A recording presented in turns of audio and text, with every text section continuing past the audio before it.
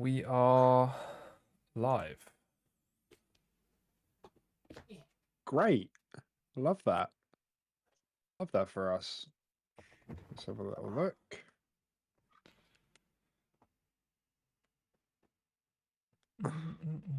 Let's have a little listen. Did you enjoy your chicken? Yeah, actually, I did. Good. I didn't have chicken. Oh, I had pulled pork.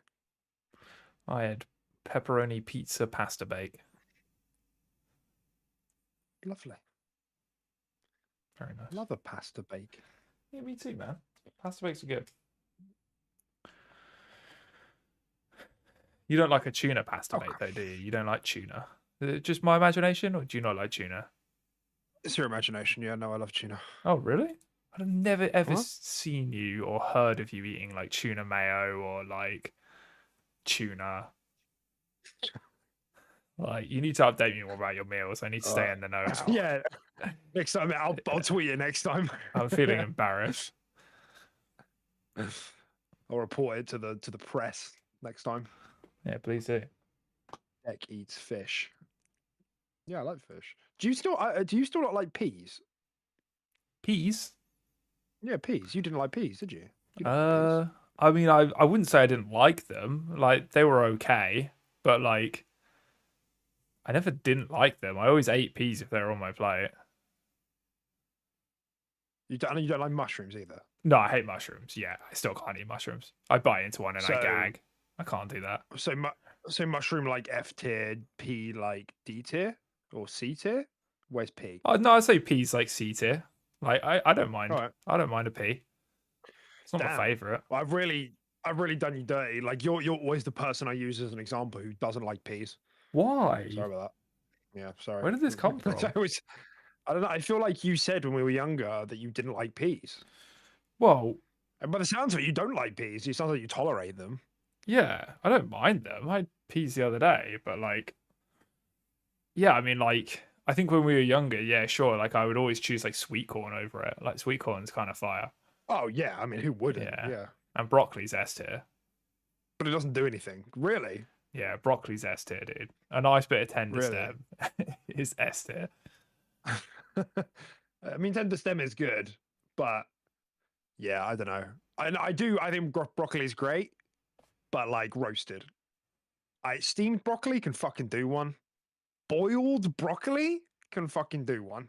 I don't Roasted is mind the only it. way for me. But roasted, you kind of char the bushy bit a little bit, don't you? I mean, it's just a bit of low heat, a bit low heat, bit oil, maybe a bit garlic oil if you're feeling crazy. We're a gaming old- podcast, by the way.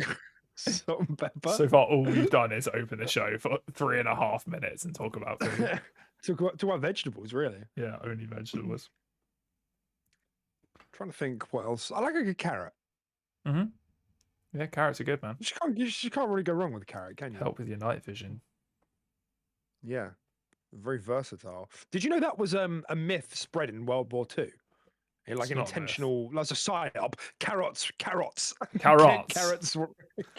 Carrots were a psyop, dude. It was spread by was it either by Germany or by the US? And they were It's like, not yeah, though, carrots because are- I eat carrots every night and fight crime. It helps me. That's mental. It That is helps mental. me see. Yeah.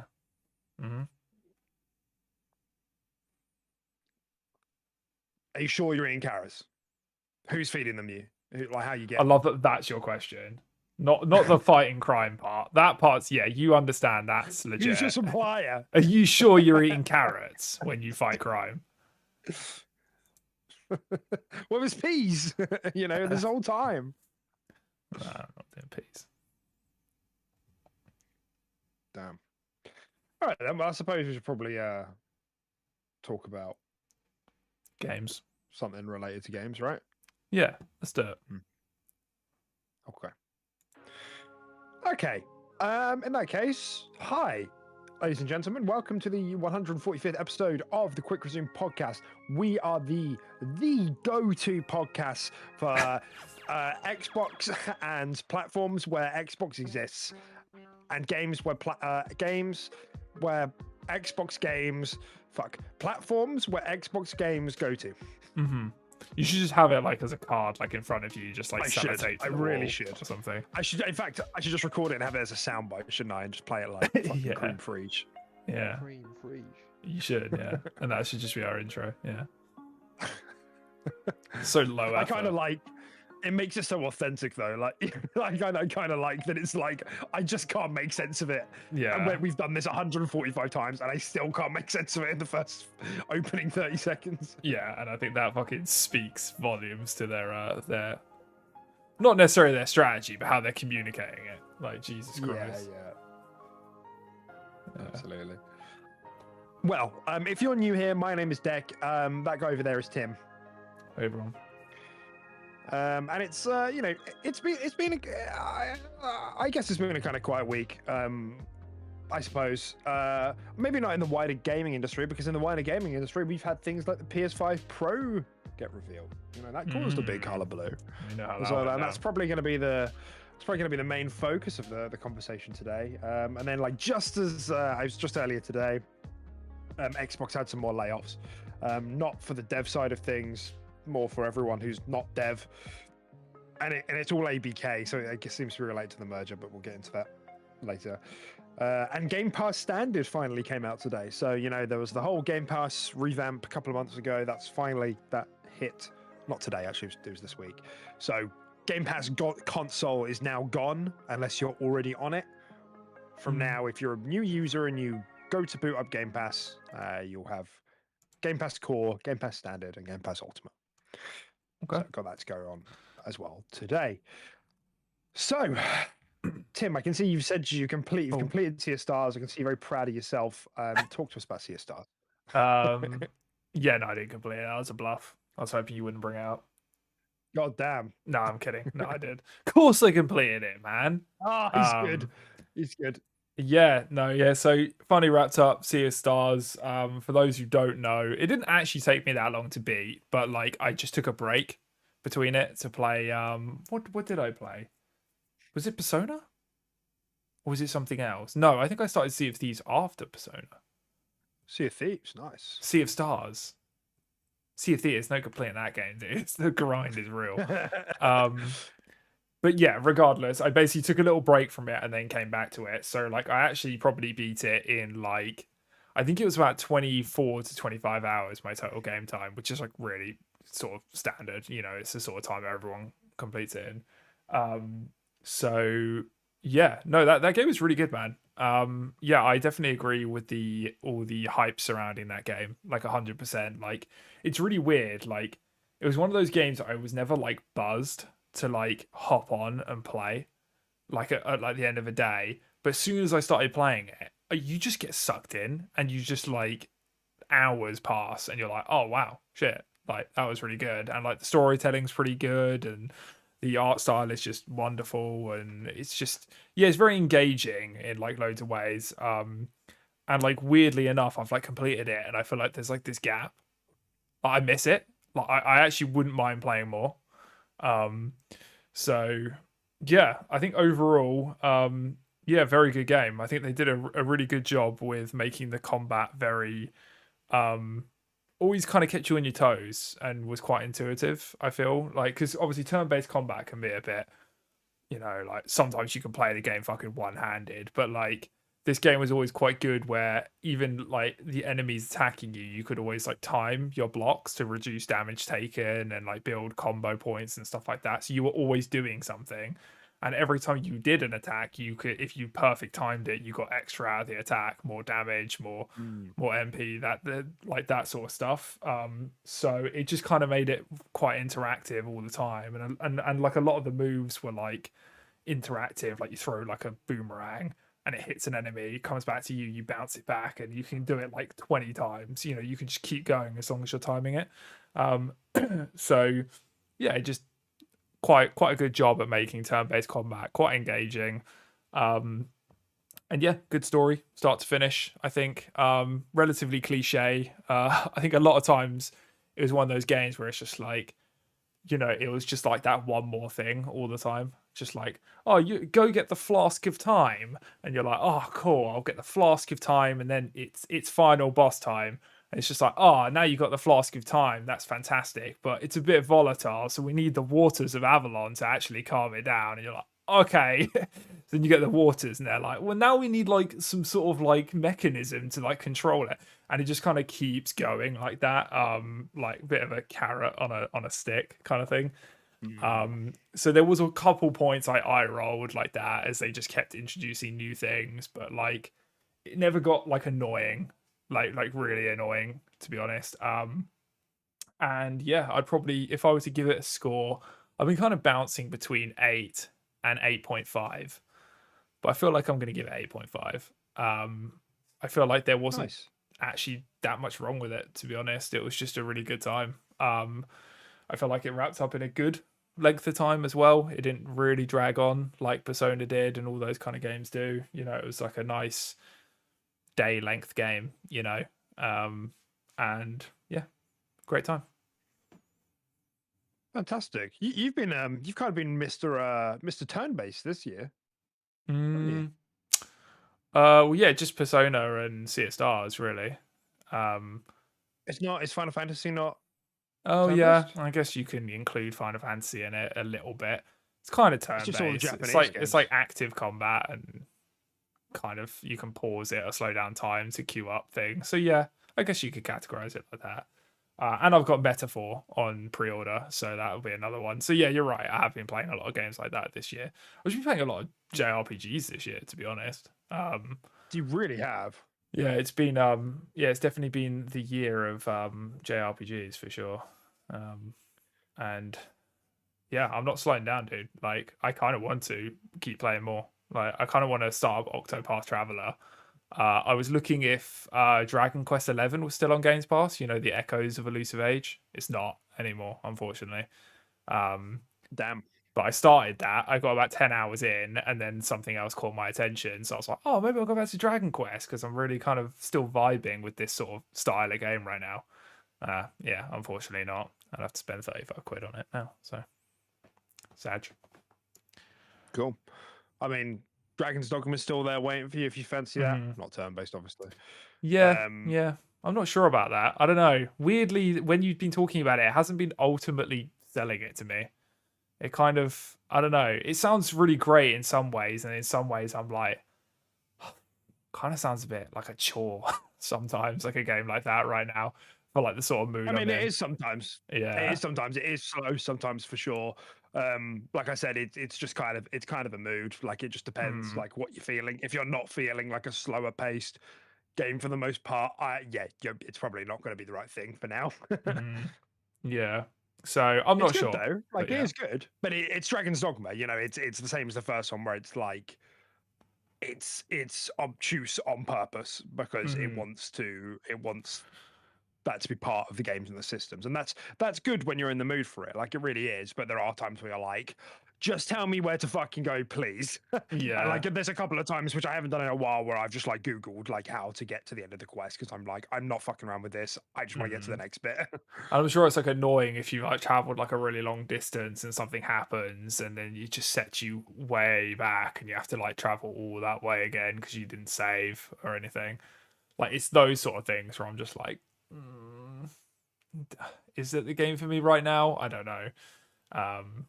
But yeah, maybe. Yeah, exactly. It's just worth thinking about that. And I think it is a bit of a slow burn. And I think it gets better the more you play it for sure. Like it gets more engaging. So I could see why you wouldn't want to get into that. But I do think it's good. Like I'm having a good time. I'm still playing it. I'm like I must be like 20 hours in now, maybe a bit longer. And like I know there's still a lot more. And I mean that in a good way. Like I don't feel myself slowing down. But it's not perfect, like for sure. There's definitely times and things that I wish were better or smoother. But that's the type of game that it is. So I can't. It's hard to ask them to make a compromise on that, on like the things they've done deliberately because they want it to be a risky kind of experience, you know. So Yeah. I'd also recommend. I know because early in the year we spoke about it as well because I was playing it, but Cyberpunk 2. I know, obviously, again, yeah, it's not a Japanese game, but that's there as well. Like that is probably one of the best action RPGs of all time now. You know, you'd be jumping in at really the best point ever for that game. It really is. It's very, very good, and obviously, I've bought the DLC, so I think you'll have it as well. So that's on my recommendation list. If you haven't played Cyberpunk, and that goes to the audience as well. If you've never played Cyberpunk, play it now. It's probably one of the best action RPGs probably ever at this point with all the updates. Yeah, no, it's. I mean, funny enough, it is actually kind of on my short list. I have it installed on my console, like currently. So You'll love it. It's very your style, Cyberpunk. Yeah, maybe. Cool. I haven't really played that much. I'm still playing Dragon's Dogma. I imagine I'm going to be ticking away from that for a while. I don't have much more to add. Still playing some Valorant, still having a good time there. Oh, by the way, I meant to message you. I found the strat, dude. I was ticking along, doing my e-learning I had to do this week that I've done 5,000 times. So I was just like brain dead, like clicking it. Unless, of course, you're my employer, and I was doing it very seriously. On one screen, but on the other screen, when I was taking comfort breaks to make sure my well-being was fine, it's fragging noobs. I was fragging noobs. I was watching Valorant videos, right? And on Valorant Console, this goes out to my Valorant Console brethren, you can turn off walk while focused. So when you press left trigger, it slows you down and it zooms in a little bit, for that focus mode. And you automatically walk, you go slower. You can turn that off so that you can aim and you can just move at full speed. I read about this when the game first came out, and I was like, why would I want to do that? Because it's quite helpful. And also, it's kind of a bit awkward to like half push the analog stick. Do you know what I mean? It's like kind of, especially when I'm like going around tight corners and stuff. Like it's easy to mess that up. I know I've made one step, and now everybody knows where I am. Anyway, so I was like, you know what? We've been playing this enough where I can give it a go now. I'll go into the range, and also there was a setting right next to it for you can change the threshold on when walk/run gets activated on the stick. So you can just max that out so that everything that's not a full push to the side is a walk. Okay. And that makes it way easier. So why this is important, and like if you're not interested in Valorant, you can just like skip ahead. If you're live, you're listening. The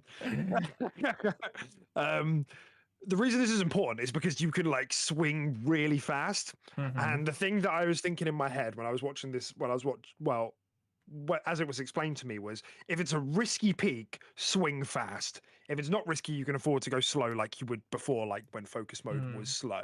But if it's like a 50-50, if you're pretty sure there's someone there, if it's like a busy, there's a lot of foot traffic in that area that you're about to peak, swing fast. And I just started doing that in games, and I solo queued a ranked game and won. I got like a 2KD. It was great. I had a great time, and it absolutely worked. Like anytime I felt that there was a risky peak, I just went really quick, stopped, stop, pop, and chop, get the kill. And that was great, and I thought that was really fun. I was having a good time with that, so I wanted to share that with you, but I haven't had time since I found out about it earlier this week. Yeah. No, that's quite interesting. But I mean, what's to stop you from just swinging fast, stopping, and shooting? Anyway, you can, but you don't get the benefit of the zoom. That from little focus. zoom. Yeah, I guess so. Yeah. Okay. Yeah, I mean that's probably worth actually turning on and seeing. I mean, I imagine it'll take some getting used to. I don't think I'll click with that immediately, but that probably explains why people are able to what feels like they swing us so fast, just stop and just bang. Yeah, right. Yeah, like maybe that's something we've obviously been missing. So we're not. That's exactly how I felt. Like there were times where I swung a corner and I would like just adjust for the head, and they would have got a couple of body shots off of me, but in the time that I did that, like they had missed enough shots where I just got a free kill, and I was like, it's me. I'm doing the thing where, like, people would just come around the corner so fast and stop and shoot me, and I'd be like, "How the fuck are you doing that?" Like, so now I know. Oh, interesting. Yeah, I'll definitely. You have to show me where that is in the settings next time we play, and I'll play around with that. Because you're right. Like I think like you could, and obviously on PC where they don't have focus mode, they just do that. They just swing quickly and hip fire.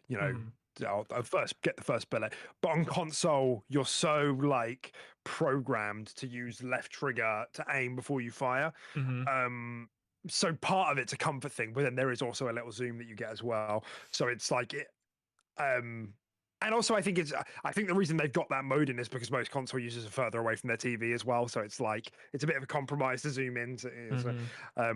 It just felt right, I guess, and it felt like it worked. Which I was a bit skeptical of because I quite liked that it made me walk slow.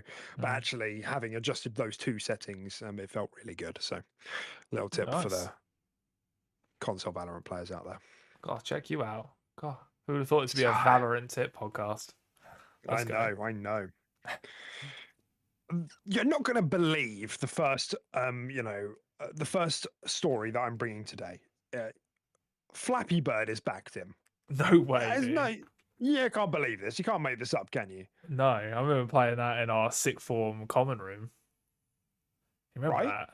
It's crazy. Yes. Such a long time ago. It's all over my fucking feed. Flappy Bird is flapping its way back to mobile stores. So what? Like, it's just the same game, but they've just put it back on store. Did it come off stores for whatever reason? Did it? Well, so it's a whole thing because so to answer your first question, what I understand is that they have like revamped it a bit, like it does have like levels and an overworld and everything like that. So sort of. I don't think the first game had that originally. Like when it originally, I think it was just the same thing, like a high score. So I think there is a bit more, but like 10 years ago, it was the game came out and I'm just reading from androidauthority.com. Big website that. Huge. The game became such a viral sensation that developer Dong Nguyen, I think there's a silent G in there. I don't know. I'm so sorry. Told The Verge it was bringing in around $50,000 a day from advertisements. However, Flappy Bird's success had a negative impact on his life. He eventually took the game down, citing that the game was addictive and it had become a problem. Because I don't know if you remember that. Like he brought the game out, and then like a couple of months after it came out in 2013, he was like, it's like people are getting addicted to Flappy Bird, and then he took the game down. I do remember this. Yeah. And then like people were like selling their phones that had Flappy Bird on it, and it was like really popular because it was like a relic on the phone. Jesus. Which I think is really like bizarre, but I guess it's because like 10 years ago, smartphones and like apps and games were like kind of newish, right? They were like in their first 5 years. They were just breaking out into like affordable range for like most people. And it was, I can't really think of any others. I'm sure there were, but like, it was like the first breakout app game, right? And now we have things like Candy Crush and all of the rest where the people literally tap their lives away on, and like Activision does not blink twice about it. Was Doodle Jump before or after Flappy Bird? Because Doodle Jump was massive. Such a good question. I remember that being Doodle Jump, super addictive. Let's have a look. That little yellow thing with the schnoz. With the shots. Yeah, he was earlier. Apparently, it's a 2009 game developed by Croatian studio Lima Sky. Well, there you go. I'd say that was probably the first big blow up. I remember that being massive, Doodle Jump. That shit was everywhere, man. Yeah, I think it was massive, but I'm not sure it was quite Flappy Bird massive. But it was definitely big. I've seen arcade machines with Doodle Jump on, actually. Really? Have you seen them? No. Yeah, I've also seen Flappy Bird ones, but I've seen like arcade, like when you go to like bowling alley or whatever. No, I've never seen that. No. I always gravitate to the House of the Dead. I love that shit. What was the jetpack one? Jetpack Joyride. Yeah, with the guy with the shotgun and stuff. Yeah, you get guns. Yeah, I think that was Jetpack Joyride. Yo, I love Jetpack Joyride. Yeah, you're having a nostalgia blowback right now. What about Mini Gore, dude? Mini gore, man. Mini gore. Yeah, I I remember remember Mini Jetpack Joyride. gore. Yeah. I remember Mini gore in particular because I remember I found out that Aaron Hansen from Game Grumps fucking voiced the guy. I was like, yo, what was he doing there? Yeah, that is super weird. What you doing here? Yeah, that was a good one. Oh my Jetpack god. Joyride. I'm looking at Yeah. the photos of this now, and it's like I'm being So teleported good. back. I remember that robot dragon and stuff. Yeah. Yeah, and you could get gold ones where they'd like shoot out coins, and you'd be like grabbing your friend on the shoulder, like look at this shit, and you're like getting all the coins, and you're like, if I do this 100 more times, I can get a red version of this guy. You know. Oh god, that's crazy. There's a good one. 90 on Metacritic. That had. God. Still no Astrobot. It's no Astrobot, dude. It's no Astrobot. Nothing is ever Astrobot. Astrobot is everything. Best game ever made. It is. It's everything. It's the universe. So, he said that the creator of Flappy Bird, right? He comes back to social media and he says, "I feel refreshed. I feel reinvigorated, and I'm ready to make some. I need money." Back. Yeah. That's basically what he's fucking saying. Yeah. I think that's so funny. I think it's so funny that for like moral reasons, he was like, "I can't do this. I am damaging people." 10 years pass, and he's like, "Actually, I'm okay damaging people like a little bit." Yeah. Like the market has moved on. Everyone else is doing it. So yeah. What's the big deal? God. Yeah. Yeah, that's basically what it is, right? He just ran out of money. Let's be real. Yeah. Rent was due. Yeah. But Flappy Bird's back. Flappy Bird's back. That's cool. It always freaked me out that he had really big lips. Like the little bird has a massive yeah, proper blowjob lips. Yeah. Yeah. Wow. Okay. Blast from the past. That really was. Flappy Bird, more like Sloppy Bird. Am I right? I'm happy with that. Thanks. That was a good one. All right. Let's talk shit about the PS5 Pro. Oh, finally. God. I've been waiting for this all week. I'm going to feel so much better after the episode. Yeah. Do you want to play things 5% better? Well, give us your next paycheck. The whole thing, not just a portion of it. We want the whole paycheck. Damn. Well, for the uninitiated, PlayStation had a brief technical showing earlier this week. It was only 9 minutes long. It was hosted by Mark Cerny, who's their technical wizard consultant who does the architecture for really all of their consoles, for all of them actually. Maybe apart from the Portal. I'm not sure. I can't remember. Anyway, he showed up on the screen and he spoke a lot about what it was and what it did. And they did some neat little Digital Foundry-esque comparisons between the PS5 and the PS5 Pro, and I'm literally like looking at it like, what?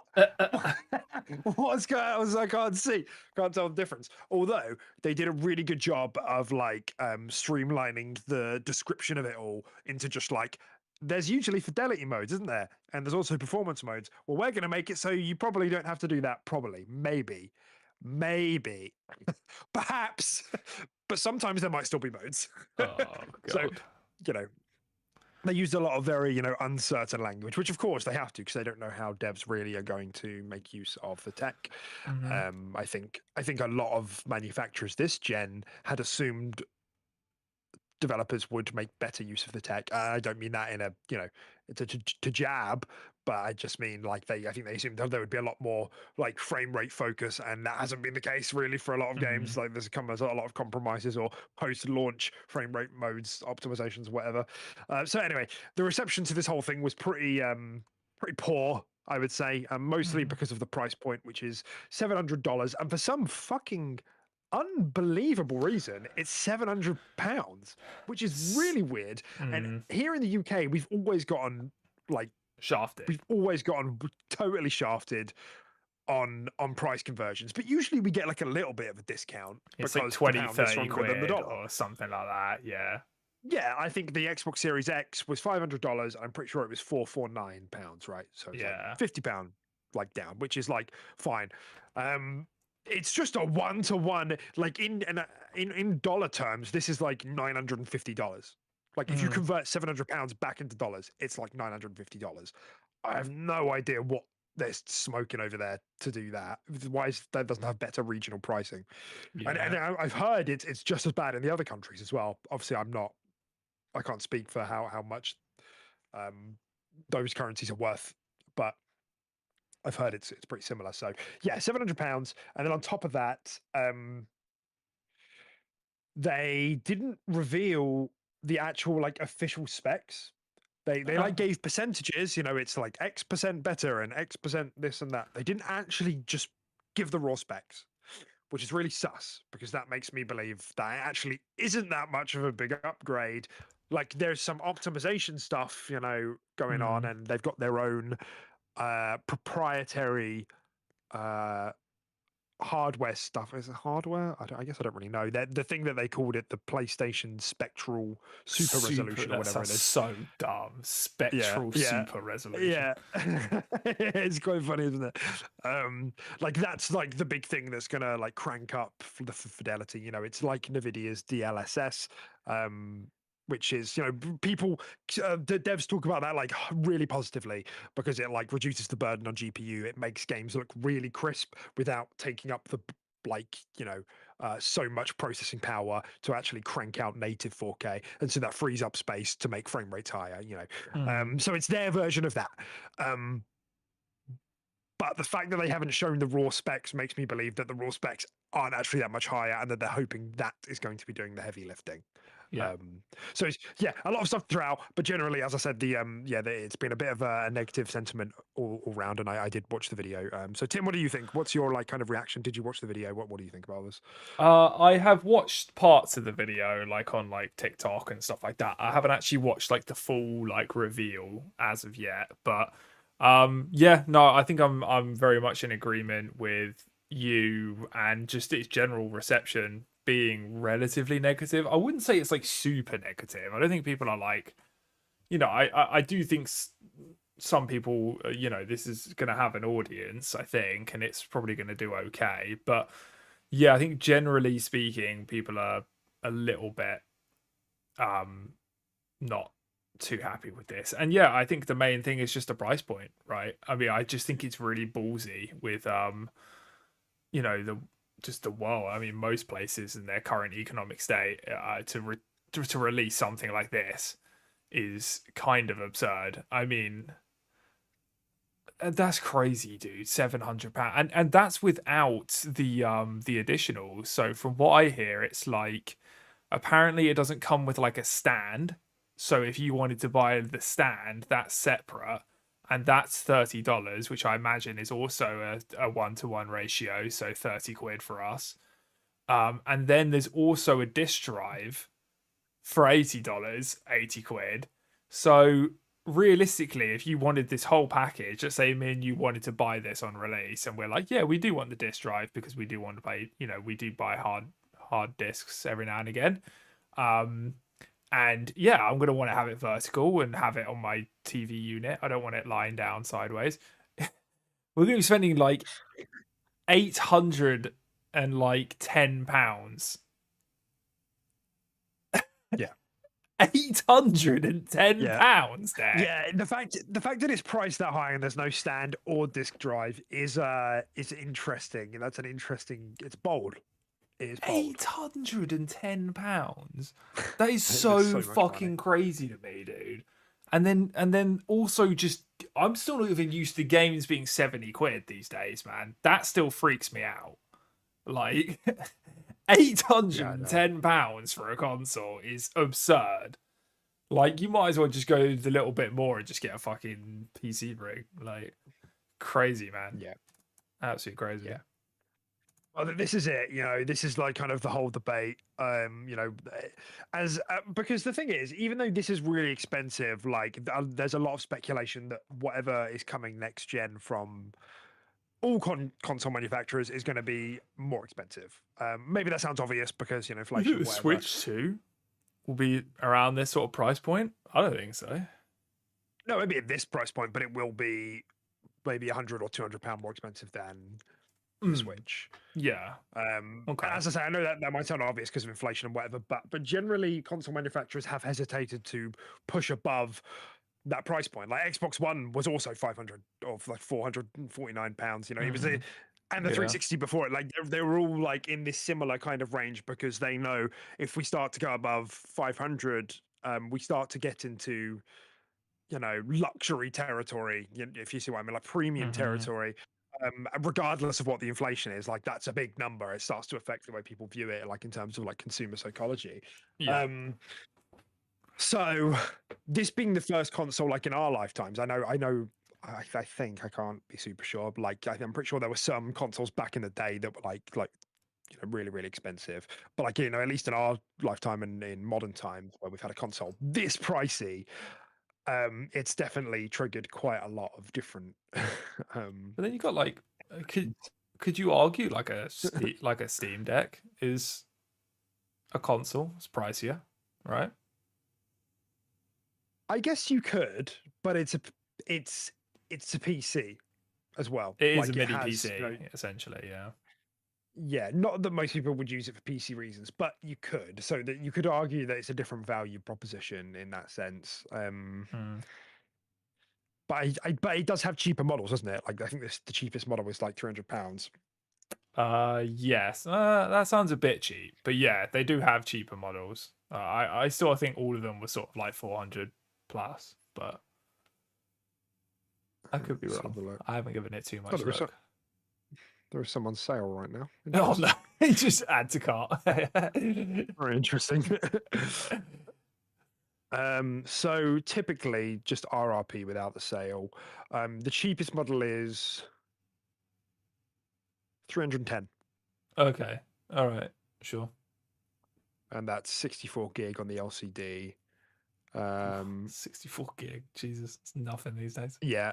And then the 256 gig is 350. 512 gig is usually 389, down to 291 at the moment. 25% off. 291 for the 512 gigabyte. Wow. Sold out there. Oh. I just bought 64 gig. Sold out. The 64 gig is still available. That's 15% off, and that's down to 262. But no one wants that. They're doing these quite often. Have one game. Yeah, but it's not. I don't think that's too big of a deal because like it's a handheld. I just think people just have one game that they're playing at a time on a handheld. Like if it's a supplementary device, if it's not your main device, I think that's probably not a big deal for most people. But anyway. Yeah, I guess so. Yeah, it would be inconvenient though, I suppose.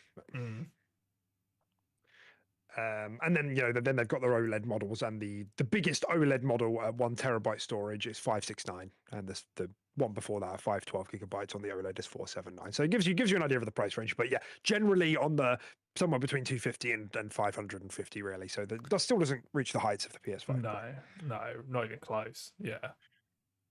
There are some though. There are some of these, like newer handheld PC devices. I think the Asus ROG Ally is like 700, I think. I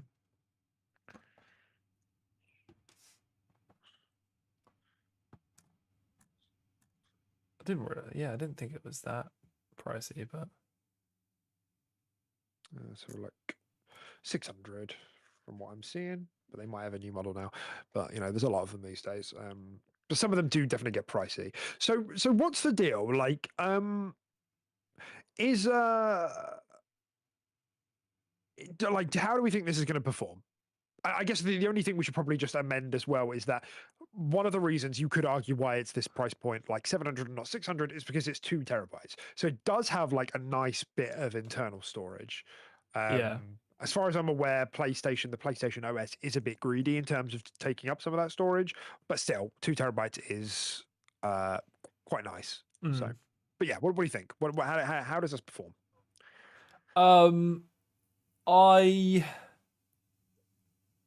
I can't see it doing great, if I'm honest. I just don't think I think mid-gen refreshes, man, like, I don't think they're kind of like the biggest thing anyway. Like I really think you have to be doing something quite novel and actually quite, like cost effective in terms of its upgrade as well, because people have invested in your your first console more than likely, right? Um, and you have to try and justify that upgrade to them, because even if they sell that previous console, they're still making a loss on that and then spending more money on your mid-gen refresh. So you got to do quite a lot to sort of get people in the door with that sort of thing. So I just don't think the adoption rate's that high on them anyway. And yeah, like I feel like this had the trailer from what I could see was pretty good. And like you said, it did a good job at sort of like explaining things in a very kind of simple yet hiding the real detail manner sort of thing. But I just don't know how much like people need. People are going to want to see like the hard specs of this thing before they invest, especially is what you're appealing to right now is the hardcore audience who are going to know what these specs are and they're going to want to see those specs. Like, I don't think you're going to have many people who just will take that, oh, you can play up to 40% better on my game, so take my card. Like, I don't think that's going to happen much for this because of the audience you're just appealing to. So yeah, I don't know, man. I can't see this thing doing great. And I mean, we all know that just hardware in general just isn't it's just in a decline, and it's just razor thin margins as it is. So I don't know. Unless they've been really smart, like you said, with the way they've manufactured this, and there's actually not that much difference in the hardware, and they've managed to just leverage it with just this new tech, then maybe they're onto something. But I don't think so. I don't think this is doing fantastic, personally. It's interesting because I did see earlier, like obviously there is a dedicated base that is going to be interested in this, that would buy this regardless. Like it could be 800, it could be 900, it could be a bit weaker, it could be a bit stronger, Mm-hmm. and regardless, this chunk would buy it, and that chunk is probably 10% of the current existing PlayStation user base. Really, that high? Um, I would imagine so. The number that's coming to mind for the adoption rate of the PS4 Pro was around 15. I am pulling that just out of the corner of my brain. The number that's in my head is that it was a low teen. So that's what's in my head. I could be wrong. However, like the mid-gen refreshes that we had last gen were justified for like two reasons, in my opinion. Those consoles were already weak when they came out. Like that was a spoke about thing in the industry, like the PS4 and the Xbox One, especially the Xbox One, right? Mm-hmm. Were not as powerful as they like could have been or needed to be. So there was that, but then also in that gen, 4K TV started becoming a thing. So there was a good reason to get some specs out that like kind of facilitated 4K gaming. Yeah, And that's kind of absolutely. that upgrade that you're talking about. Like where it made sense. Whereas doing a mid-gen refresh here is just like, I just want to play games a bit better.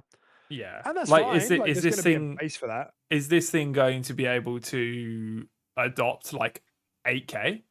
Like if you're really bougie person out there has an 8K TV, your premium audience or something like that. Like I don't know, because I guess that's kind of the next thing, right? Well, I mean, 8K is still very like not really in the market at all. But yeah, um, Yeah.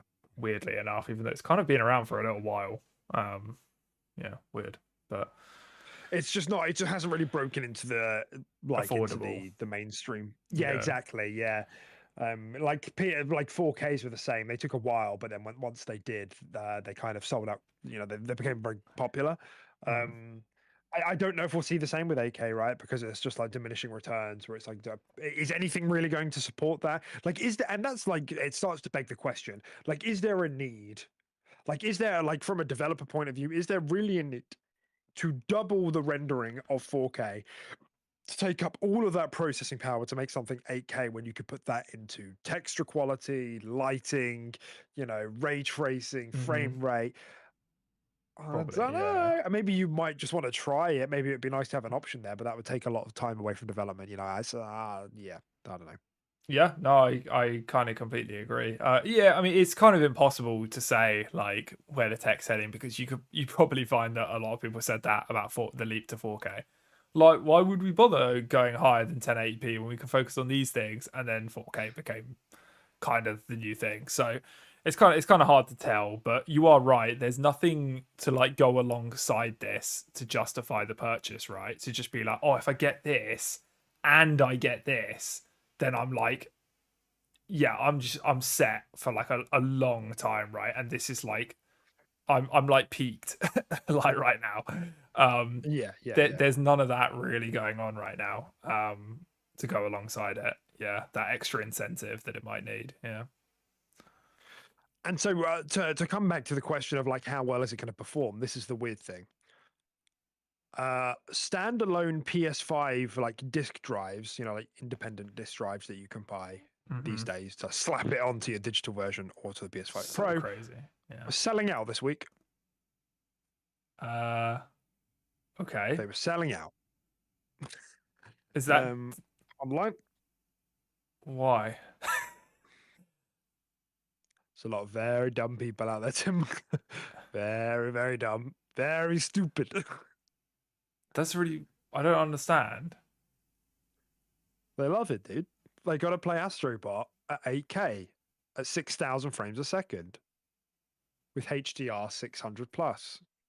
But the PS5 disc drives were selling out. So what do you mean? I don't. It will attach. It will attach onto the PS5 Pro. Oh, it's the same. It's the same one. Uh-huh. Oh, I see. I Uh-huh. see. I see. Okay. Uh-huh. I get it. I get it now. I thought they Mm. might have been two different products. Sorry. Yeah. Wow. Yeah, I mean, and I guess there's a couple of explanations, right? Supply was really low. Like Sony didn't ship Yeah. many out because they were like, nobody's gonna buy this fucking thing. Yeah. And then most of them were gobbled up for this announcement because there were people so hungry to get it that they were like, I need a disk drive. Or scalpers are still out there lurking, swimming in the waters, smelling blood. Mm. Oh, always, mate. Those are two explanations, and the third explanation is that, of course, we're wrong, and everyone and their mum is going to buy a PS5 Pro. But I don't see that. And the fourth explanation is Scarlet Rot. There's always a possibility of Scarlet Rot, dude. You just never know. You just never know. No. Everyone is slowly becoming clickers.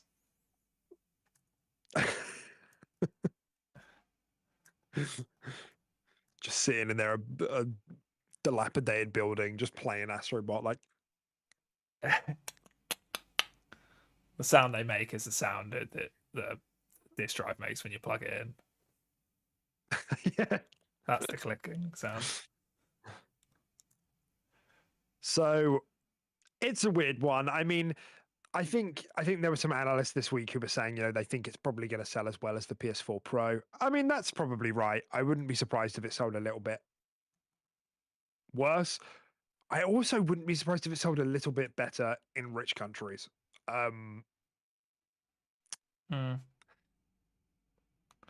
Especially because I reckon, I think PlayStation are meant to have a state of play in a couple months. And there's been like a mix of rumors about what's going to be there, and supposedly none of their first party stuff is going to be there again.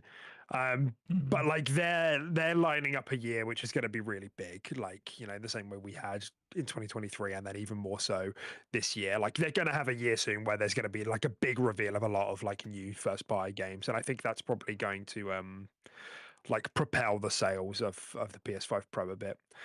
Yeah. But I mean, it also begs the question of releasing this now, is this going to interfere with their plans for next gen? Does this mean they might be later to the game for the actual next generation of consoles? Or do you think they're still going to be, because how do they justify that when they've just released something like this at such a premium price point to say, I don't know, even a year later or 2 years later, the PS6, everyone, sorry you just spent 800 quid for the PS6. And does that mean that they don't do that and then Xbox's next gen was like the potential like PC like hybrid kind of thing just like comes out and it's just like the next big thing because it's it's there's nothing else competing with it in terms of like that next gen staple. Yeah, I think it's a good question. It's definitely an interesting part to the discussion, because if you look at last gen, the PS4 Pro came out in 2016, and then obviously the PS5 in 2020. So there's a 4-year gap Mm. between them. So we can probably assume they're looking at something similar. Probably. I mean, last gen was quite You really think was this gen's fairly going to last long. that long? You really think we're not going to see like a next iteration of Xbox or like until 2028 or 2029? Well, I thought it'd be before Xbox that. is Xbox is a different conversation altogether. I think Hmm. and I think that's what makes this quite interesting. Um, if PlayStation are going for the same cadence and then they wait to 2028 to release the next one, because bear in mind hardware is generally a loss maker. Like I Hmm. think these pro versions probably do make a bit of extra money because they've already got the components and everything. But generally hardware is really expensive, and it's like as we've spoken about, it's kind of, I don't want to say going out of style, but it's becoming increasingly yeah, unappetizing for the shareholders at the tippity top. They Hmm. like the idea of games in as many places, as many hardware, therefore diluting the value of the hardware. Yeah. Um, so if that is the case and they are going to release the PS6 in 2028, where does that leave Xbox, who aren't doing a mid-gen refresh? Like there has been speculation that they are looking to get a couple of years head start or a year head start in the same way they did back in the 360 days. You may remember 360 came out like I think it was a year Yeah. or two before the PS3, and that arguably gave it such a strong foothold. Like you combine that with the fuck up of the PlayStation 3 being priced too highly. Here we are again.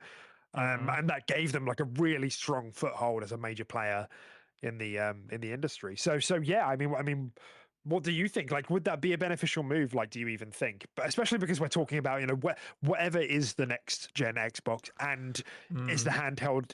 It sounds like the handheld is a thing. We can probably lock that in. Is that releasing at the same time as that next gen Xbox? Or do they release it like in advance? Like, what's the deal? And like, what would be the most beneficial for them? Yeah. No, it is. Yeah, it's definitely quite interesting. I think. I don't know, man.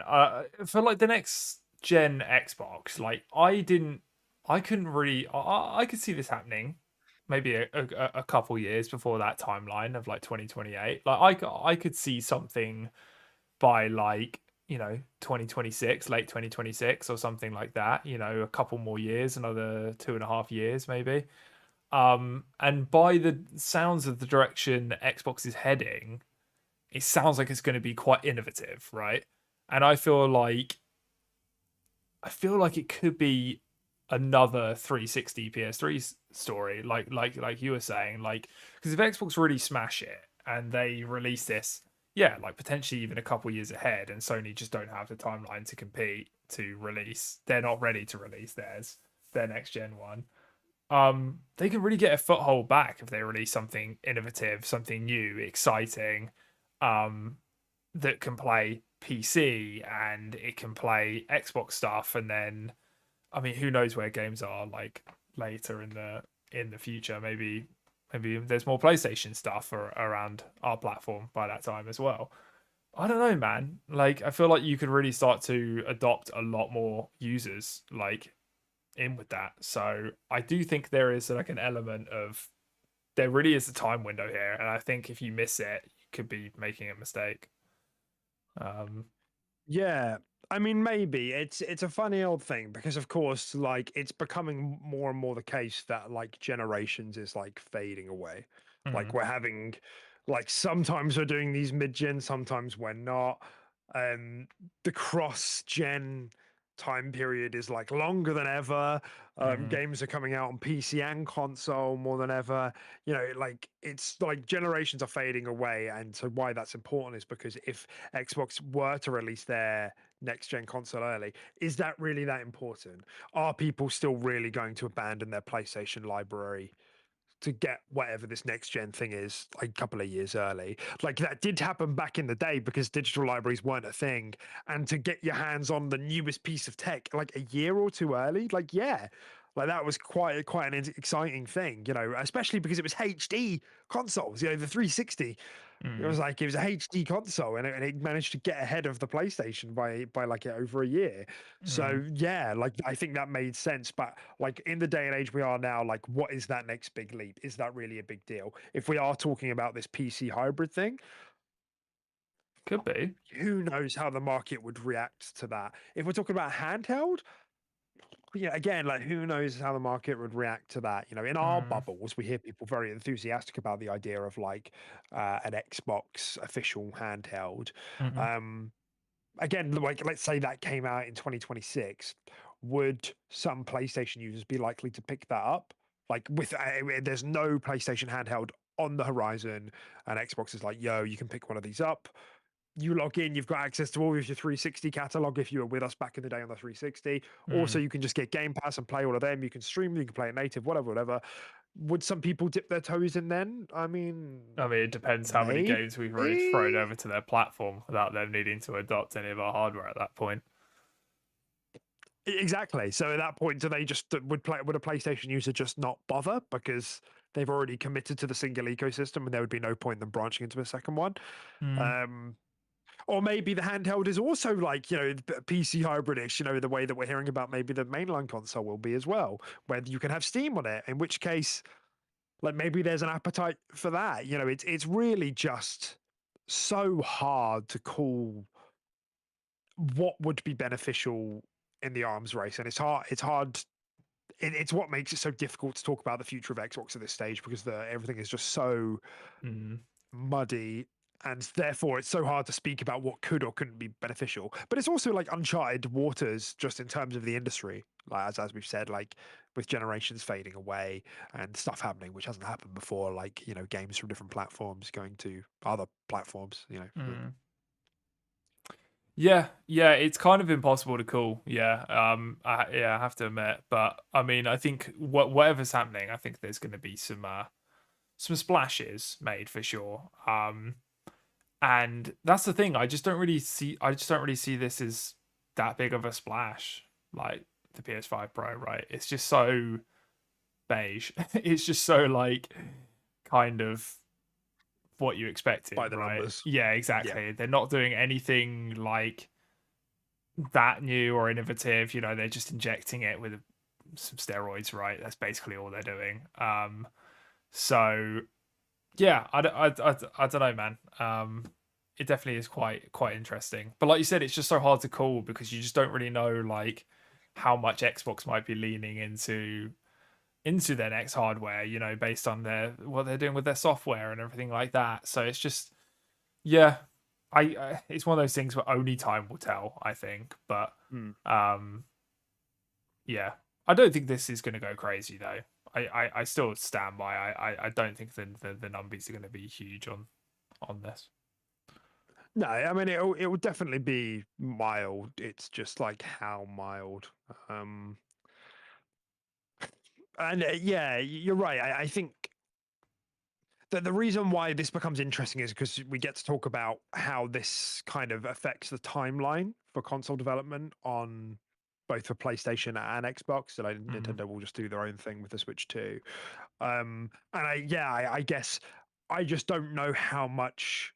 Like, if we are to believe there's going to be a 4-year gap then between the PS5 Pro and the PS6, which that's what history points to, does it really benefit Xbox to capitalize on that gap? I guess that's like the question for me. And I don't know if it does, to be honest. Like, I don't know if Xbox gets ahead unless they're really, whatever, like you said, you know, they're really going for something innovative. Unless that is the next big thing for consoles, which it could be. Microsoft are actually quite good at calling things in advance. It's just usually that they're shite at messaging it and they're shite at timing.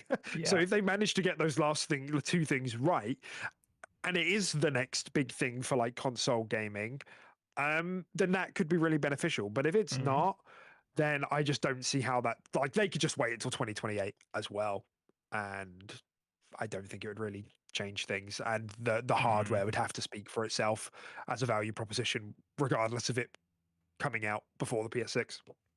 Yeah, yeah, I don't know. You see, I just think that if they're going for like they start the race at the same time and they both release in 2028, I just think that goes worse for them. I just think it always does, just in terms of just brand recognition and just in terms of just Xbox versus PlayStation. I just think they will never ever have that foothold if they're starting at the same time. I do think it might be quite beneficial if you're releasing something quite innovative, new, and potentially a couple years ahead of the curve. Like I actually do think that would be a good move, personally. Maybe. Well, like if you're here and you're enjoying yourself, or maybe if you're listening after the fact, please come on down, like the video, like the podcast, or give us a rating wherever you are. That would be really, really great. Get your friends involved. Bring them down to the chat. Tell us what you think of the PS5 at the £700 price point and what that means for the Xbox, the next Xbox, right? Tasty. Okay. Trying to think if there's anything else here. One really funny thing that came out of this was Jeff Keighley, like, really giving the big cap, giving the big cap for PlayStation. Oh, really? Yeah, I think you can see it on What with his on price the notes. points? It's on page 5. Yeah, it's just like the guy is just, it's really funny actually, because like we've always been like a bit tongue in cheek. I think a lot of the Xbox community has always been a bit tongue in cheek about how Jeff quite obviously prefers PlayStation. And that is fine, by the way. It was just an observation. Like, it's okay to have a platform preference, whatever. It's the whole like holier than thou thing which annoys me. Like, no, I don't have a preference. This is a win for the video games. It's like, no, you come on, it's fine, it's okay. You can prefer a place. Yeah, Anyway. just be honest. Yeah. Yeah, like it's really no big deal. But the guy is like silent about most things. Xbox, like, unless it's layoffs, and then he tweets it like within 5 seconds, like he did today with the layoffs. But they announced the PlayStation 5 Pro price, and the internet wasn't very happy. And immediately Jeff puts together like a adjusted for inflation. Yeah, adjusted for inflation consoles for the PS1 through to the PS5 Pro, and it's like, and he even got community noted. Because it's a bit of an unfair reflection, because the PS5 Pro isn't really comparable because it doesn't have a disk drive, it doesn't have a stand, which are being treated as accessories, whereas a lot of the other consoles there could freestand or did have a disk drive, and beside anything else, like I said earlier, it doesn't matter all that much in terms of consumer psychology, because once you start to break a certain price point, it becomes like really hard to digest, so anyway, it's just, he's never done anything like this before. He's just done this for. I don't think he ever did this for the Xbox One when that came out with the Kinect, and that was, everybody's freaking out about the price point. Yeah. So, and it was just like, I saw loads and loads of like quote tweets and tweets about it saying like, from like popular gaming accounts, not even like platform accounts like Xbox accounts or whatever, being like, why is Jeff like pictures of Jeff like licking the boot of Sony and everything, and it's like, this is so funny, because the rest of the industry would like laugh at the Xbox community for being like, you guys are so toxic, like calling Jeff a fanboy. Not that we're saying that, but it's just like it went from being unpopular to a popular opinion like that. It was really funny watching it happen. Yeah. Well, I mean, yeah, that's kind of what happens when you do something like this. That, like you said, he doesn't do stuff like this that often as well, and then he just sees the reception to it, and it just becomes quite blatantly obvious, doesn't it? And I think it quite a lot of people start to notice it at that point, and then that's when the banter bus starts to go in. Everyone starts taking the piss. So yeah. And the second funny thing to come out of this was reading from an IGN article. Piers Harding Rolls, who is a games industry analyst, said that the PS5 Pro pricing reflects a lack of direct competitor to its mid-cycle upgrade compared to last generation, i.e., it's Xbox's fault. It's the Xbox Series S's fault. Oh, so why it's so high? Yeah. Fantastic. That's hilarious. It's always Xbox's fault, dude. It's Love always that. Xbox's fault. Yeah. God. Yeah, that's how. Like, that's very stupid. Yeah. Because it doesn't have a competitor, they're ripping you off. So really, you should go be mad at Microsoft. You should go be mad at Xbox. Makes absolutely And I know sense. he's just speaking in real economic terms. Like he's just saying, look, they've got less pressure, so they're just raising the price. But it's just the way that it's like being framed as like, oh, Xbox isn't doing well enough, and now PlayStation's prices are higher. Fucking Xbox at it again, ruining gaming, holding back gaming. Unbelievable. Yeah, that is quite funny.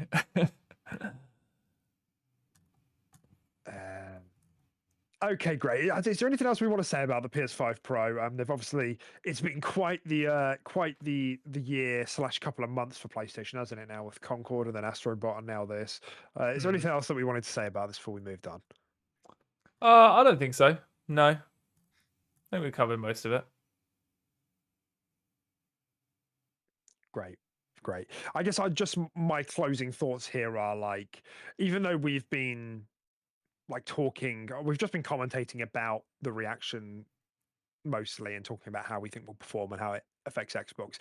I don't think it's a big deal. It's like it is. It is like a premium purchase. It's an optional item. It's a mid-gem upgrade. I don't really get, because we get this with like Xbox products as well, where like they release something which is like totally optional, and people and the internet will like freak out, and it's like, this is, you just don't buy it. Just don't buy it. Like you're not losing anything by not buying it. Is this priced high? Yeah, it is. It's probably taking the piss a little bit, but just you just don't have to buy it. Yeah, I don't know. I get the outrage, I suppose, but it's like I at the same time think I don't know why everybody who's involved in gaming needs to be stirred up by this. It really isn't a big deal. You just don't buy it. Yeah, exactly. Like you said, it's like an additional thing, right? It's like a nice to have.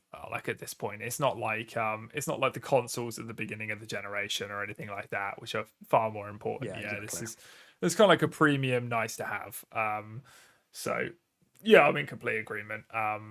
Yeah, I'm just, the only thing that is just, it just made my jaw drop was just the sheer price, and like it was just, and for me, I think that's just mainly stems from us just being shafted by the conversion more than anything. Like, if this was just converted rightly and it was coming to us for like 650 or 625 or something like that, it seemed a lot more reasonable. But yeah, just over that 700 mark, it's just pretty nutty. It's crazy. So yeah, because I was guessing it would be 599. I think that's what you said the other that would week. have been my bet. Yeah. I would have said max. It's a whole 100 more. Max like 650. That's what I would have said, and like that's still crazy. I would have been like, they'd be silly to do that. Like, I mean, even with Xbox being my platform of choice, obviously our platform of choice as well. Realistically, would you buy an Xbox mid-gen refresh like this at this price point? Even though it's my platform, I wouldn't. Like, I just wouldn't. And like, that's just, it's not me being a fucking fanboy, because yeah, if Xbox did this, I wouldn't buy it as well. Like, I'd be like, what are you doing? I'm not spending £700-800 on this. So yeah, if I was filthy rich, then I probably would. But most people aren't filthy rich. No. Even your enthusiasts, I'm not sure if they can afford 700 for this sort of thing. And like we've said before, there is no real big tangible like movement here in the technology that's making it better. Like I said, on that, you're watching that video like squinting, like, what am I looking at? Like hopefully a lot of things can play at better frames, and that would be great. Not £700, great, but that would be great. So you know, that's just the way it feels to me. Yeah, so it's a good point, because yeah, if I had that expendable income, I'd way rather spend it on a top of the line Steam Deck or an Asus ROG Ally or something like that, where I'm just like, I can play. This is offering something completely new to me. Like, sure, I'm still spending a lot of money, but it's completely new to me. Whereas the PS5 Pro is just a PlayStation 5. You're still tethered to your fucking desk playing it. It's a home console, but you just get that little bit more resolution, or you get that little bit more reflection in your puddles. Like just ain't it for the premium price point. So Absolutely. Great. Well, while we're talking about price points, I mentioned at the top of the show, Game Pass Standard is now live. So God's Game Pass sake. Console has been removed. Game Pass Standard is now the middle the middle tier for consoles. So just as this was announced a couple of months ago, but just as a reminder to you and to the audience of why this was kind of a big deal and why I'm bringing it up again, is because Game Pass for console was fucking stupid. So Game Pass Core is your basic. It's £7. I can't remember the dollar conversion. Sorry, it's probably like $8, $9, and that gives you online multiplayer, gives you some deals and discounts, and it gives you like the curated catalog of like 25 games where things sub in and out and they're just like kind of fixed. That's core. Game Pass for console before gave you the whole catalog of Game Pass day one stuff, but it didn't come with online multiplayer. So stupid. So stupid. Like, shoot me in the brain, yank out my spinal cord. Stupid. And then there was Ultimate, which is the tippity top one where you got, your PC Game Pass, your console Game Pass, your multiplayer, your day one, your EA Vault, you got all of the good stuff. And then PC also has its lower tier, which is not Ultimate, but just Game Pass PC. So not super straightforward, but also like a bit better now that they've just got Standard and they've gotten rid of Game Pass for console. Game Pass Standard has online console multiplayer, has your member deals and discounts, has your whole breadth of Game Pass, but it doesn't have day one games. Yeah. And that was the big kicker, because we started having these discussions when the ABK acquisition was happening, and like, will COD go onto Game Pass? And we were all saying, like, I mean, it's got to.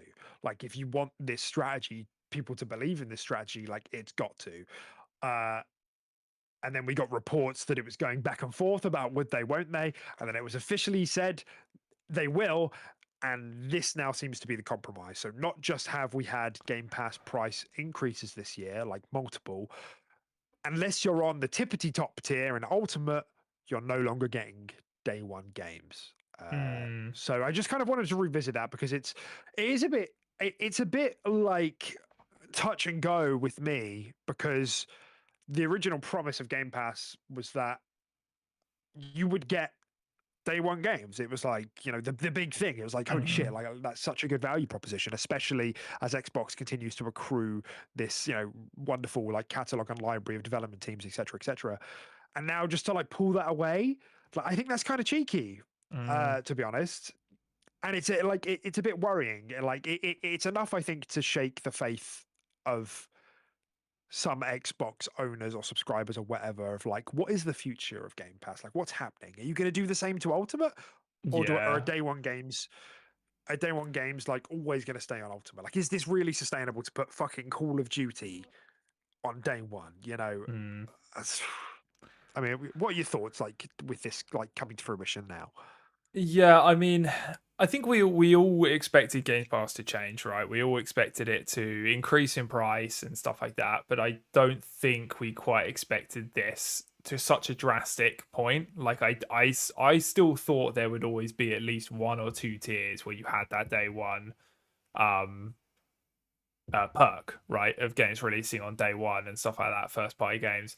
Now that's only tied to the max, like to the ultimate experience, which, for a lot of people, they might not, they didn't go with ultimate because they're like, well, I don't want to pay that extra for cloud or whatever. And now they're kind of forced into it to do this day one. And I don't know, man, it's kind of weird. And I do think it's kind of not the smartest move, especially when you've got a big game like Call of Duty on your platform, because like I said, like, Call of Duty, for some people, that's their one a year buy. So like, this is seeming even more unappealing to them now that they're spending what, like mid 20s, is it now? How much is it for Ultimate? Or is it like 18? Ultimate is £15 a month. Oh, okay. I thought it was like 18 or something. I think it's like $18 or something, maybe $19. Okay, yeah. So yeah, like £15 a month, like, it's not cheap. So they would literally just be like, well, I only play Call of Duty anyway, and this is the prices are rising and stuff like that. Who's to say the prices won't keep rising? I'm just going to buy a Call of Duty outright, and if I'm going to buy a Call of Duty outright, I might as well just buy it on my PlayStation. Like people are going to start to think like that, and it's just not.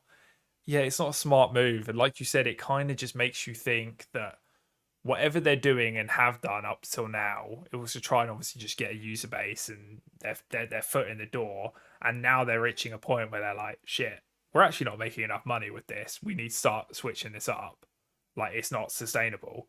And yeah, it kind of begs the question of what's going on here. It leaves you on really uncertain ground. Yeah, like you just don't know when the next price jump is around the corner, or when they might start ripping perks away and making a new tier, or stuff like that. It's murky waters. Yeah, I'm not a huge fan of it, I have to admit. It's kind of annoyed and me. it's obviously it's what PlayStation does, right? They do a couple of other things as well to make the service a bit less valuable.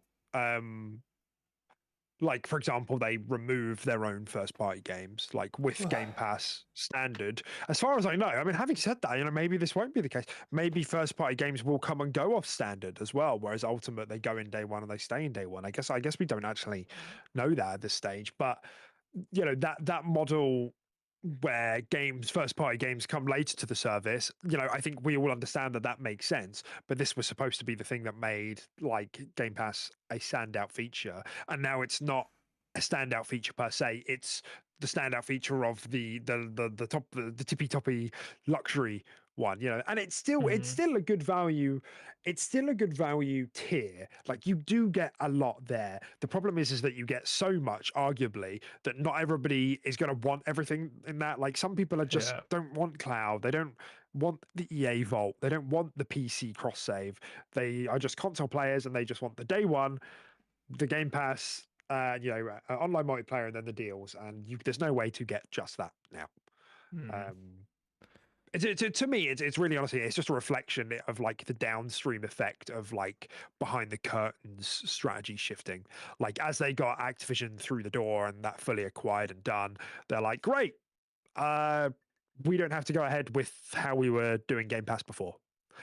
We can afford to do things differently now because we've got like natural money makers in the form of Candy Crush and Call of Duty and World of Warcraft and Diablo. Like these are just big money makers, and they will continue to just rake that cash in a way that makes like undermines Game Pass almost. Like we don't need to do stuff the way we've traditionally been doing Game Pass. Yeah, 100%. Yeah, and it makes you think that this whole model was designed, and they probably did have like a future for it and everything like that. And then they were like, oh, actually, no, we're gonna buy Activision Blizzard now, and yeah, it kind of just it just switched up the whole business plan, right? Which is weird because this is what kind of got Xbox back on track, and it was kind of like Philly's little baby, right? Games Pass. Yeah. And then essentially he's kind of killing it when he went out and bought Activision Blizzard. He's kind of really just removing it from the spotlight and really weird to me. Yeah. But I don't know, like you said, maybe this is just how they see themselves evolving. But I feel like Games Pass is such a staple of the brand and where it's got an Xbox to now, which is arguably in its best place ever, right? That you can't just phase this out. I feel like you've got to keep it at this point. And is it kind of just a bit of a thorn in their side now? Are they kind of like wishing like, maybe we shouldn't have done this? God, why did we do this? Yeah, it's kind of looking like a bit of a thorn in their side now, a little bit. Yeah, I do wonder how they view it internally. I do wonder if they look over at, PlayStation Plus and look at how they just put their games on years later, so they get to double dip on the cash of the day one sales, and then, subscribers further down the line, and then they even remove them, so they get to like constantly have this fluctuating coming and going of subscribers because games like get added and removed. Like I wonder if they look at that with a bit of envy. Maybe. It's definitely interesting, and I think it's like tying in the conversation around the PS5 Pro. I think it's also kind of reflective of how these different companies are viewing the future of gaming, and consoles. With PlayStation like very stubbornly sticking to the traditional console route. Like even the you could argue Nintendo like have branched away from that. I don't know if they've ever really been in it in the same way since like maybe the Wii. Like since then, they've always like been trying to go for this handheld hybrid, and that has made it like kind of an evolution of uh, the traditional kind of console. Mm-hmm. And now Xbox is viewing it as like, look, generations going away. PC and console is all blending together, so we're just gonna do that. Hence the emphasis on Ultimate. Like, Mm-hmm. oh, if we just kind of usher everyone into Ultimate, then it will be a really easy transition when we release our next gen console, which is going to be, part PC, part console, or whatever. A supersized, friendly PC. Mm-hmm. Whereas PlayStation are very much not doing that. They're like, this is a console. Here's our mid-gen refresh. You will Mm-hmm. subscribe to get some games further down the line for our, 95 Metacritic exclusives. Mm. It puts it all into a very, very strange and interesting perspective. Yeah. Yeah, it's definitely interesting because, like you said, everyone's kind of carving out their own path, right? Everyone is kind of heading in a direction, and it seems like the only one that are kind of not, that are just carving the same path of just the home console, right? It's just PlayStation, right? Where everyone else seems to be taking different branching paths, and I don't know, man. Like that, you kind of get to a point where like, is that going to fizzle out for them eventually? Because like, as these technologies evolve and Xbox do have this good price point, hybrid console, PC, and then obviously you just got PC, and then you got Switch dominating the portable market. People are going to just be like, what is the point in a home console anymore? Eventually. And it's just like, I don't know.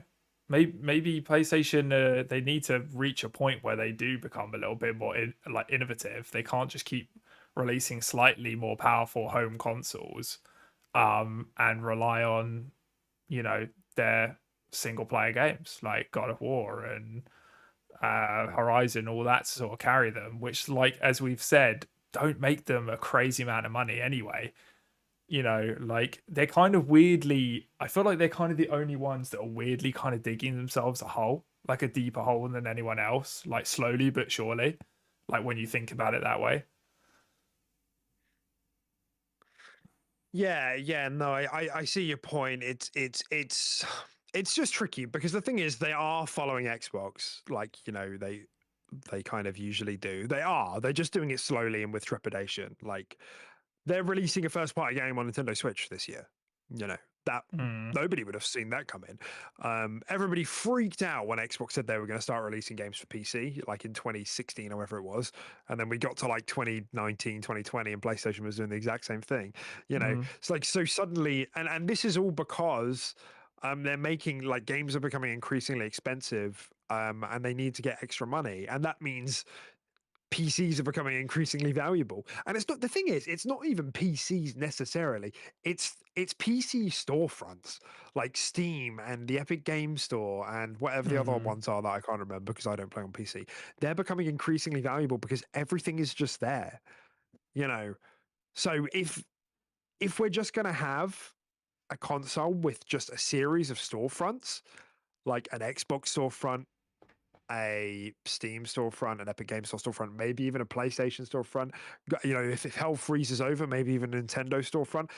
The thing is, that would be gaming utopia. That would be the one console future we've always wanted, yeah. where everyone has become like a publisher, a platform, and maybe they do produce their own hardware to come with its own bells and whistles for each of them. But ultimately, that would be the utopia. But if that is the step forward that Xbox is going to take first and next maybe, then we could definitely see the success there. But it just depends. I think there's always going to be a market for consoles. There's always going to be a market for someone who wants just a simple console experience. But increasingly, like maybe a good argument can be made to get something that does have access to multiple storefronts. And like, because that's the thing, even like a PlayStation gamer who just buys a console knows what Steam is and knows that there are games that go to Steam that don't go to PlayStation. And they know that PlayStation games also go to Steam. Like, they know that as well. So if they are able to get a console in the future which has access to PlayStation games and Steam games, it's a no-brainer. Like, it's an absolute no-brainer, you know. So that's the thing, really. You know, it just depends on the execution. Like, this is the thing. It just depends on how this, if that is the way we're going, how can it be executed? True. Yeah. In equally big technological leaks, Tim, Xbox is reintroducing friend requests this week. Oh wow! None of this weird fucking follow and follow back shit. Yeah, God, so dumb. And you have to both follow each other, and then it says you can add them as a friend. So stupid. Like, what? Surely, if you're both following each other, it should just be friend. It's weird that you have to click another button in the scenario. Yep. And it's like, I don't even understand. Like, why would I want to follow someone? Like, what, you think I'm going to log on every day to see like what Elon Musk is playing? But there's nothing. They've ripped away all those features anyway. Like, if you just followed me, you wouldn't be able to see any of that, like my achievements and what I've been playing recently. Because that's true. And like we said, like that kind of 6 menus deep. Yeah, well, maybe it's still in there. I don't know. Who knows? But like, yeah, it's not at the forefront anymore. So yeah, it was such a weird thing, man. I don't know. Xbox UI has been so up and down. It's crazy. Yeah, but honestly, this is the way God intended. Like, friend requests are the way forward, and it does beg the question: like, why is it just like preferred? Where insiders just saying that they prefer. You know, insiders, by insiders I mean like, you know, the focus testing groups and everything, saying that they just preferred the friend requests. And one of the really interesting parts of this is that in the on the official Xbox Twitter page where they posted this, you know, they did an infographic showing like what the new UI looks like with the friend request and everything, and they showed a TV with it, a laptop with it, a monitor with it, a phone with it, and then they showed a handheld with it, a little silhouette of a handheld. I think it's just I think it's just the I think it's just a made up one. Like I think it looks like the Asus ROG. But not quite that, to avoid copyright issues or whatever. But it's just quite interesting that they've put that there, you know, as like a placeholder. Yeah, just like expect us to keep supporting handhelds, you know, whether that's other people's or maybe even our own. Whoa, you know, it's happening. Yeah. Like, it's happening. Oh yeah, 100%. Yeah, it's no doubt in my mind. And also, I think that makes like having a friend request system is so much. It makes so much more sense for like cross platforms, like following people across platforms. Fucking weird. Like, because you know, sometimes you get into games and games have their own in-game friend lists. Oh yeah. I hate Imagine that. if you went into those games and had to follow people. Like, it just wouldn't make any sense. So just having one unified thing where you just like send someone a request and then they either accept it or decline it. It's so much more. It makes so much more sense. Oh yeah, 100%. Yeah. I'm glad they've done it. Yeah, me too. Okay, final story for today then. Xbox is laying off 650 employees right on cue. Sony finally took an L, PlayStation finally took a couple of L's there, and Xbox immediately. It's like they fucking wait for it. It's so weird. Like, the timing is uncanny. Like, the second they have the possibility to like get a good PR beat, they're like, nope, fire them. It's like they don't even need to. They're just like, I don't like this. This makes me very uncomfortable. Who can we fire today? It was probably all the people who were even suggesting that as well. They're like all social media people, and they're like, this is good for us, guys. We're actually looking in a pretty good light right now. Like this. They're like, nah, you're fucking fired. You guys are fired. How dare you? Yeah, it's like the whole PR team. Yeah. It does appear to be mostly, not that this makes it any better, maybe from a consumer point of view, and maybe it does make it better, so I don't know. But it does seem to be mostly like non-devs from ABK, i.e. It's still reducing the overlap and the duplicating that's come from the ABK acquisition. You know, the stuff that they already had sorted at Microsoft and Xbox that ABK also had. That's what it seems to kind of be. It's like I mean, it's a lot of people. Yeah. Oh no, I was just gonna say, yeah, sort of like the admin stuff, which, like you said, yeah, Xbox can provide. That APK were obviously providing themselves, but now they've come over. It's not needed anymore. You just got two of it, right?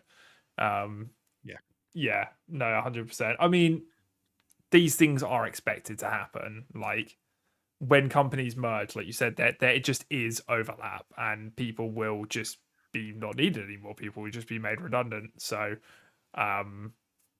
yeah, it sucks. Obviously, 600 plus people have lost their job, and that sucks. But yeah, it's just kind of what happens. Big business deals like this.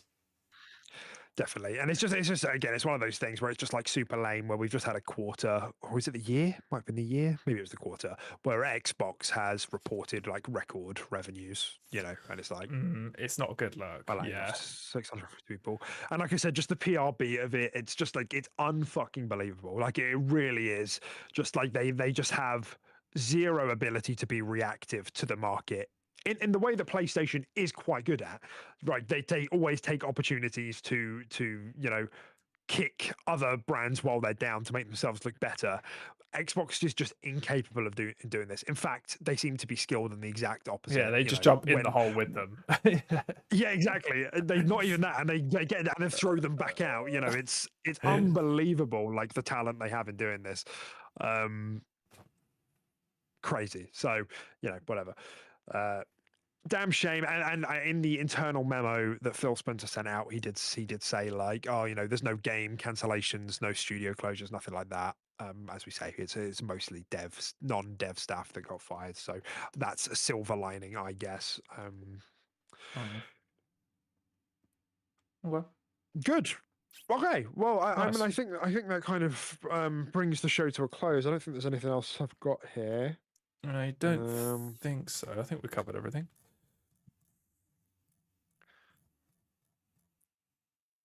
Good. Okay. Right. Well, I'll start wrapping things up then. Ladies and gents, if you've been with us today, we appreciate your attention in this attention economy we have. You know, it's difficult, it's hard, it's a hard time. Thank you. Please consider subscribing.